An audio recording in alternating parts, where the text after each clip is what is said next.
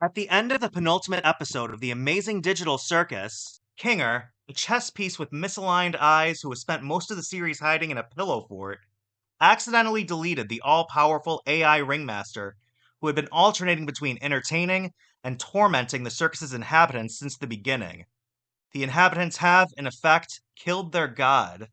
And what follows from that moment in the series finale of The Amazing Digital Circus, which I saw during its premiere in theaters yesterday, where it was prefaced by a disclaimer requesting that plot details be kept secret until the finale has also been released on YouTube, is something I am not going to spoil today. But what I will say is this: it ends exactly as it should. The story of how the Amazing Digital Circus became what it became is itself a piece of internet cultural history worth understanding. Series creator Cooper Smith Goodwin, affectionately known online as Gooseworx, debuted her first episode of The Amazing Digital Circus on YouTube in October 2023. Over 400 million views and counting. When she released the second episode, nearly 200 million. Each installment repeated the pattern, an online event greeted with the kind of communal anticipation that the streaming era was supposed to have made obsolete. Theories proliferated, fan art flooded every platform. A generation of teenagers and young adults discovered, in the surreal animated series about cartoon characters trapped in a malfunctioning virtual reality, something that spoke to them with unusual directness.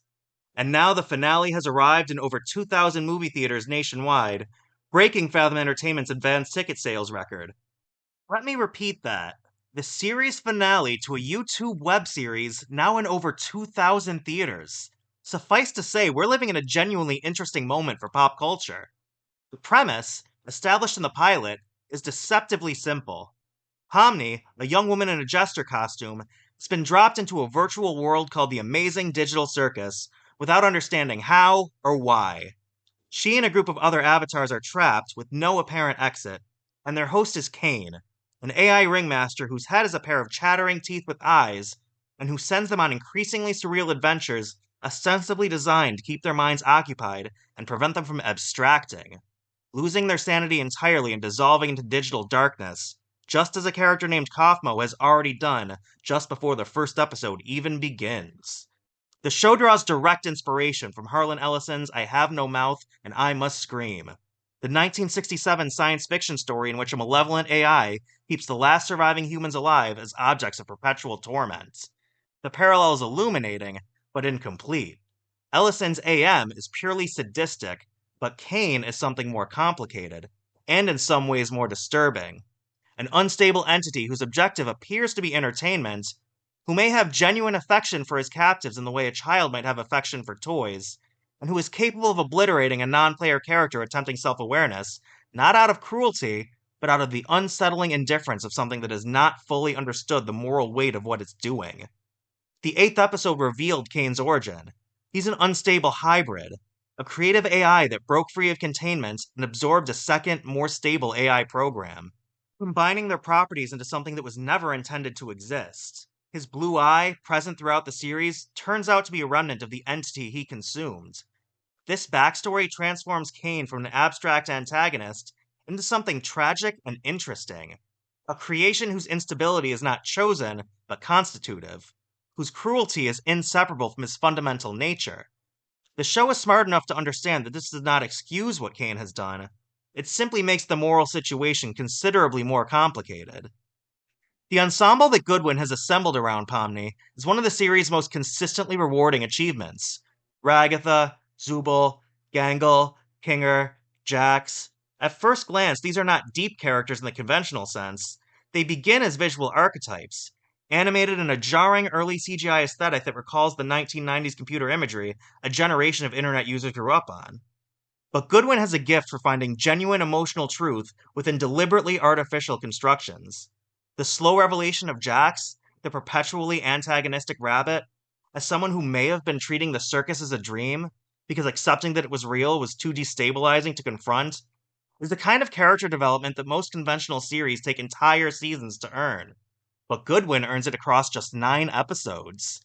What Goodwin has built across 3 years and 9 episodes is a genuine work of science fiction philosophy, a story about isolation, purpose, and the human yearning to connect.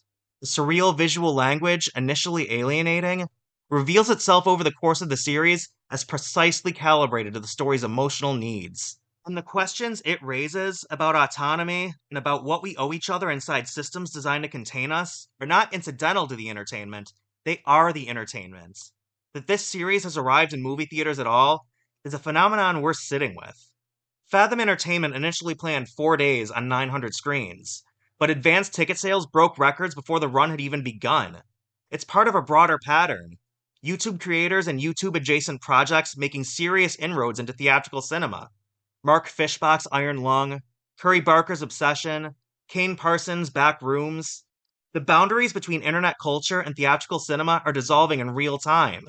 And the Amazing Digital Circus is one of the most vivid examples of what that dissolution looks like. The series ends where it must end, in the way it must end, with the honesty and courage that the best science fiction has always brought to the questions it raises.